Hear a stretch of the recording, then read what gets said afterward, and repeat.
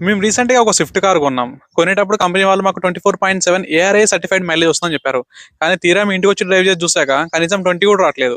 ఇదేంటని మీరు అడగొచ్చు. ఏఆర్ఐ అనేది ఒక ఆటోమొబైల్ రీసెర్చ్ అథారిటీ. వీళ్ళు మన కార్‌ని మార్కెట్‌లో లాంచ్ అవ్వడానికి ముందే కొన్ని రేటింగ్స్ అండ్ టెస్టింగ్ చేస్తారు. అందులో ఒకటి మైలేజ్ టెస్ట్ కూడా. ఈ ఏఆర్ఐ వాళ్ళు మన కార్‌ని ఒక స్పెసిఫిక్ అండ్ కంట్రోల్ కండిషన్స్‌లో మన కార్‌ని టెస్ట్ చేస్తారు. ఆ కండిషన్స్ ఏంటంటే ఒక స్పెసిఫిక్ స్పీడ్ తీసుకుంటారు. లేకుంటే ఒక స్పెసిఫిక్ గేర్, లేకుంటే ఒక స్పెసిఫిక్ ఆర్‌పిఎం దగ్గర మాత్రమే మన కార్‌ని టెస్ట్ చేస్తారు. అండ్ వీళ్ళు టెస్ట్ చేసే మన వెహికల్స్‌ని కూడా నార్మల్ రోడ్స్‌లో కాకుండా ఒక ట్రాక్‌లో టెస్ట్ చేస్తారు. లేకుంటే ఒక డైనమోమీటర్ అనే ఒక సెటప్ ఉంటుంది. ఈ సెటప్‌లో మన కార్‌ని as it is road conditions ఇచ్చి అందులో టెస్ట్ చేస్తారు. అంటే కంట్రోల్ కండిషన్స్‌లో కార్‌ని టెస్ట్ చేయడం వలన వాళ్ళకి మైలేజ్ ఎక్కువొస్తుంది. కానీ రియల్ టైమ్‌లో సినారియో ఇది వేరు. ఎందుకంటే మనకు రియల్ టైమ్‌లో మనం ట్రాక్‌లో డ్రైవ్ చేయము ఎప్పుడు. మనం ఎప్పుడు రద్దీగా ఉండే ట్రాఫిక్‌లో డ్రైవ్ చేస్తాం.